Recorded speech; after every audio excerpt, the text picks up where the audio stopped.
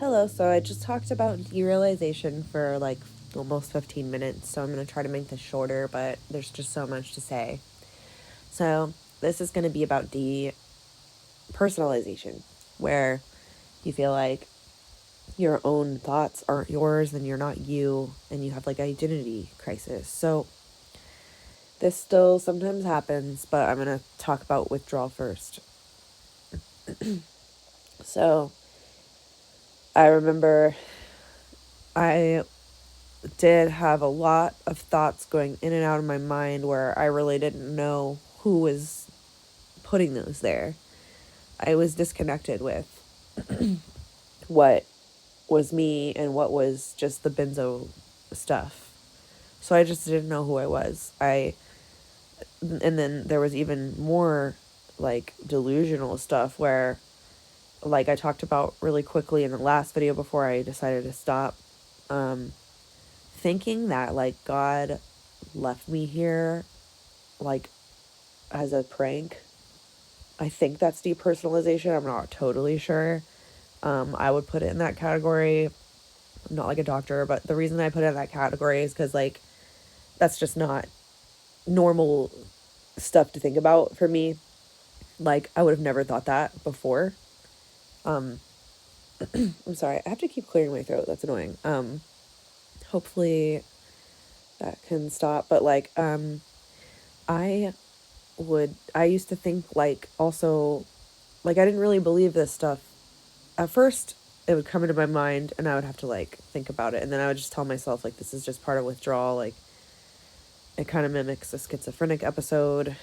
Um, and it's just like the way that it works when you're in withdrawal because of, especially because I went off cold turkey without tapering the right way, after 9 years. So that was a bad idea. But like I remember like also thinking that somehow I wasn't human. Like I was like a different species. Um, I tried to watch, I remember I tried to watch Gossip Girl, and for some reason, one of the characters, my mind decided that she wasn't human, and that's why her face looked a little different. Because she wasn't human and the rest of the characters are human, and like, then I realized that maybe I wasn't human. And maybe everybody here is human and I'm like some other kind of species. And then I thought maybe everyone else is like an alien and I'm the last human here and God left me here. Um, but it's like I didn't really believe it, but it was very, very real at the time. So I just kind of would tell myself, like, this is just all part of withdrawal and I have to do this part in order to get better. And this is just what I have to go through to get to the other side. But I'm not like actually another species and my face is not messed up. Like, so I also would have like a lot of weird, invasive thoughts about um, not being totally safe. And so I had my husband put away some things in our house, even though I did not think I would really hurt myself. I was having very invasive, scary thoughts about it, and they didn't feel like my thoughts. See, like, I don't know if this is really depersonalization, but that's kind of what I thought it was. So if I'm wrong, I'm sorry. I'm just trying to explain the best I can what I was going through, but I really did feel like detached from myself. I still do. Um, I used to play piano and sing a lot. Um, and I used to like bleach my hair and wear a lot of makeup and keep up with like more fashion stuff and wear high heels and stuff. And I don't know who that person is. I feel like it's so confusing that I had kids and a husband and am living here.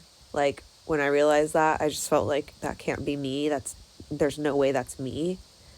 Um, and even still 3 years off, I still feel really disconnected from myself in that way. There's a lot more though. Like there's religious trauma and abuse and other trauma where it would make sense to feel detached from who I was before, but it's very strange because it feels like I died 3 years ago when I went off of that, and it feels like I came back as another person. Like, it feels like I can remember my life as a different person and my life as me. So it feels like someone else lived the first 30 years and then I came in from somewhere else. Like, it feels like I showed up from somewhere else and took over for this girl who was doing so bad and needed to get off this medicine, and she did it and then she died. Like, that's really what it feels like. And even my husband feels like he's with someone else because it's not anything like me before. Like, there's still things that are the same about me, but I've even recently I watched some videos of me with my kids, like interacting with my kids, and like, I'm not a good mom when I was on medication. Like, my self-awareness is not there, and like my connection with my kids was like broken. Now I have a connection with them and it's amazing. And I would not interact with them like that. And so I have a very big disconnection from whoever that was.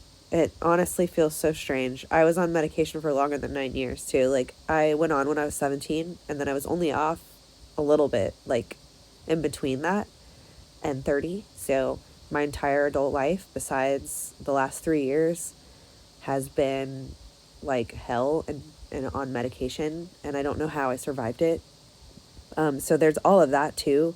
And then on top of that, going through benzo withdrawal and then like getting better at home like this, like, it's been really strange, but really good. Like, I am doing really good. I do feel like myself. I just feel sometimes I feel very strange about what has happened. It really does feel like not the same person, but that's okay. But it sucks because sometimes when we feel these ways, it's so easy to feel so disconnected from everyone else because it's like, well, I tried to get a counselor, and she said some really not okay things. So now I have another counseling appointment for tomorrow on the phone. And it's like, first of all, I don't know why I'm losing my voice. I'm sorry. But it's like, first of all, I'm pretty sure that the counselor that I get isn't going to be someone who went off benzos and understands the literally separate world of being affected by benzodiazepines. It changes you into somebody else. I'm sorry, I coughed. It changes you and it puts this big gap in between you and other normal people. Like, that's what it feels like for me. But it's like everybody has gone through trauma. Most people have had something horrible happen to them where they had to get through that. And so on that level, there's a level of understanding there between every human most of the time, where it's like, I mean, some people haven't had anything really bad happen, but most of the time, if somebody has experienced something that is unique to them, it can cause them to feel disconnected from everyone else. And so I really do. I don't watch any shows anymore, and I don't watch movies. I don't keep up with media. I don't have social media. So that makes me also feel really disconnected from people because it's like, I don't understand why they want to do that. I want to be outside in nature, or eating some good food at my house, like without a show. Like, I'll listen to YouTube, but I can't watch stuff. So it's not like I can go talk about like the latest media stuff or like movies. And so that makes me feel like something's wrong with me sometimes, honestly. And it's like, it's really hard to connect even sometimes. Like, my husband, he's been deployed.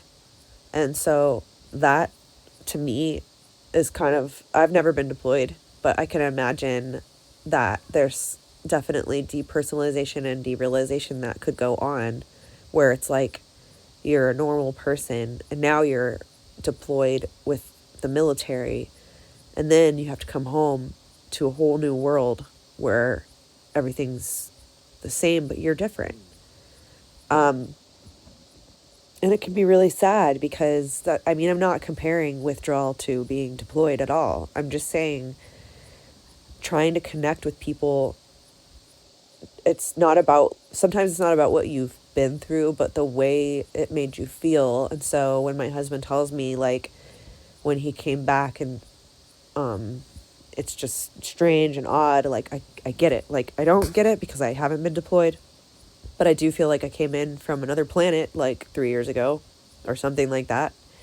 um I know that it's that I'm me and everything, because I have pictures of myself when I was little. I have stuff that I have had, like my baby blanket. I've had it since before I was born. So I know it's me. It's just confusing. So yeah, connecting with people is hard because it's like, how are you really going to understand how weird I feel about life now? So I try not to think about it too much. I've had some really nice, supportive friends who are so understanding, and like they don't they don't give me a hard time if I randomly start talking about how it's hard still, and they're so nice about it. But usually my life is pretty good. I feel really stable. Um, I feel really okay with accepting that this happened to me and that I got off of it. Like, I'm so happy that I got off of it. I can't even like explain that one. um, it's easy to get angry and think, how come nobody helped me off of that? Why didn't anybody tell me? How come I didn't know how dangerous it was? Why did they put me on it for 9 years straight? And why was I on such a high dosage when I weighed like 120 and like even less sometimes? Why was I on 20 milligrams of Valium every day? And I didn't even know it was dangerous. And how was I driving around? Um, so I don't know. Like, I'm just so happy that it's over, but it's just so hard. It's hard. Like, so you just have to give yourself the credit you deserve because no one else really knows, you know? I can't force somebody to understand. So I just have to pretty much get up every day and think, like, this is so awesome. Like, it really is. Like, I got off of this. Um, I'm free of that now. And even though I feel disconnected, like, and I feel like people aren't going to understand me, and I still have anxiety about people thinking that I'm unstable or some kind of drug person. Like, sometimes I feel like people think that I'm so weird or that something's wrong with me. But like, they didn't have to do this. I did. I had to do this. I had to do all of it. I had to fight, and I still have to fight. And like, I'm worth it. So I am going to fight for myself. It doesn't matter if anybody can connect with me. It doesn't matter if I ever get better than this. This is good enough because this is what I did. This is like, I got off of this medicine. I believe God helped me. I believe my husband obviously helped me a ton. But yeah, what gets me through all of the hard stuff, honestly, is that I've always fought for myself through all the trauma in my life, through all the abuse. I always knew it was wrong. I always knew I deserved better than that. I was just afraid to let myself feel good about myself. But I always knew I was going to get off of that stuff somehow. And I knew that someday I wouldn't have to deal with that. So I'm happy.